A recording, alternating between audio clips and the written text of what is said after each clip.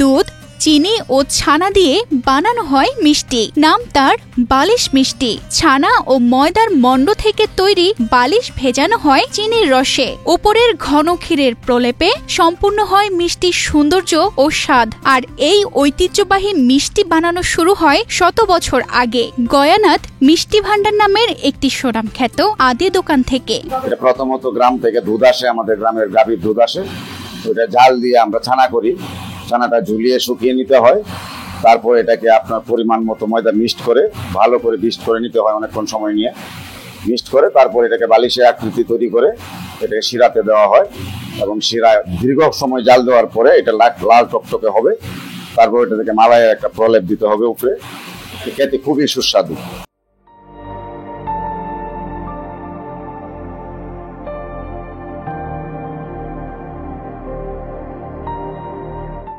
ইতিহাস ঘেটে জানা যায় ১৯২০ সালের দিকে শহরের অজহর রোডে গয়নাথ ঘোষ নামের এক মিষ্টিকার প্রথমেই বালিশ মিষ্টি উদ্ভাবন করেন। কোলবালিশের মতো আকৃতির জন্য স্থানীয়দের পরামর্শে নাম দেন বালিশ মিষ্টি। একসময় ১ পয়সা ২ পয়সা দামে বিক্রি হতো এই মুখরোচক মিষ্টি। গয়ানাথ ঘোষ দেশ ত্যাগের পরও মিষ্টিটি থেকে যায় নেত্রকোনাবাসীর গর্বের প্রতীক হিসেবে। এটার ঐতিহ্য, গুণগত মান সবকিছু যেন ঠিক থাকে, আমরা এটা সর্বোচ্চ চেষ্টা করি। প্রতিষ্ঠানের বয়স ১০০ বছরের উপরে। এই প্রতিষ্ঠানের প্রতিষ্ঠাতা গয়নাথ ঘোষ। ১৯৬৫ সালে গয়নাথ ঘোষের কাছে আমার বাবা এই প্রতিষ্ঠান নিয়ে কিনেন।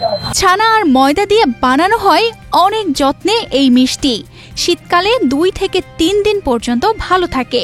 পরিমাণ মতো ময়দা মিক্সড করে ভালো করে বিস্ট করে নিতে হয়, অনেকক্ষণ সময় নিয়ে মিক্সড করে তারপর এটাকে বালিশের আকৃতি তৈরি করে এটাকে শিরাতে দেওয়া হয়।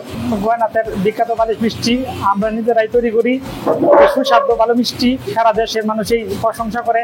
আমরা ওটা ভালো গুণমান রাখিয়া বানাইতেছি, যাতে আমাদের প্রতিষ্ঠানের নাম যশ খুব ভালো থাকে, আমাদের নেত্রকোনা গর্ব হয়। ক্রেতারা জানান, দোকানে এলে প্রথমে নিজেরা খান, তারপর পরিবারের জন্য নিয়ে যান এই বালিশ মিষ্টি। কোন একটা ঐতিহ্যবাহী মিষ্টি না নিয়ে আসলে যাওয়াটা ঠিক না, সে কারণে গয়নাথ থেকে নিলাম বালিশ মিষ্টি ঐতিহ্যবাহী।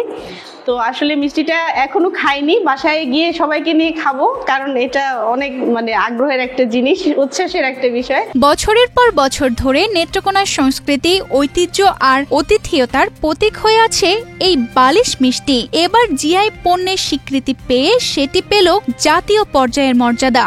স্বাদে ও ঐতিহ্য অনন্য এই বালিশ মিষ্টি শুধু নেত্রকোনার গর্ব নয়, বাংলাদেশের মিষ্টান্ন সংস্কৃতির এক ঐতিহাসিক নিদর্শন।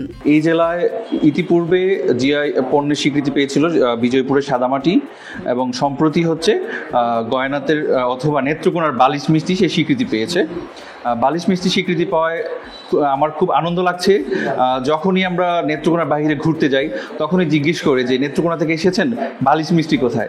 দীর্ঘদিনের প্রচেষ্টা আর নথিপত্র যাচাই শেষে জেলা প্রশাসনের উদ্যোগে এবার জিআই স্বীকৃতি মিলছে এই ঐতিহ্যবাহী বালিশ মিষ্টির। জিআই পণ্য ঘোষণার জন্য সকল প্রসিডিউর মেনটেন করে আমরা পত্র লিখেছি, এবং যতটুকু আমি শুনতে পেরেছি এটা অনুমোদন হয়ে গেছে।